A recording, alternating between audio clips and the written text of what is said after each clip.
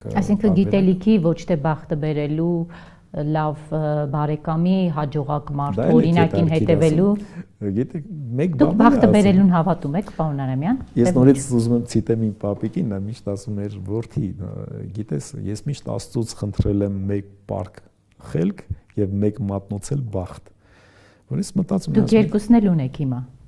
Դժվարանում եմ ասեմ բախտը, ես ճիշտն ասած մտածում եմ, որ աստվածամախ մարդ եմ, ես մտածում եմ, որ Աստծուն հաճոյանալու համար միշտ Աստծուն հաճո է գրագետ մարդը, խելացի մարդը, իմաստասեր մարդը։ Աստված միշտ բանում է դռները այդպիսի մարդկանց առջև։ Ես երբեք չեմ գնում բախտի հետևից, անկեղծ ասած։ Դա իմ հայրն էր ասում, եթե դու գնաս կրթության հետևից եւ հզորացման հետևից, բախտը ինքն իրեն գալու է քո ձեռքում ընկնի։ Սա կա այդպիսի բան, իհարկե ժամանակին, եթե մենք մեր շուրջն ենք նայում,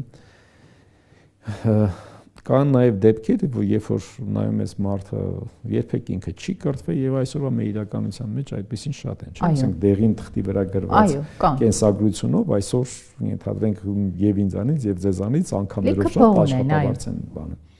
Բայց հարց է առաջանում, որքանով է դա կայուն, աղամնի ջան, որովհետեւ կարծում եմ կյանքը այնպես ինչպես օրինակ ֆինանսական շուկաներն են, եթե դուք նայում եք, ասենք ելևէջներ ունեն, հա, ունեն վերելքի պարբերաշրջան, վայրեջքի պարբերաշրջան, այդպեսին է նաև մարդու անձնական կյանքը, միշտ լինում է վերելքի պարբերաշրջան եւ վայրեջքի պարբերաշրջան, որպեսզի վայրեջքի պարբերաշրջանում դու կարողանաս քչացնել քո կորուստները, ֆինանսական շուկաներում կան բազմաթիվ գործիքներ, հա, օպցիոններ են կնքում, կամ որոշակիորեն դիրքերը փակում են տարբեր փորձուն, այդ դիրք փակելը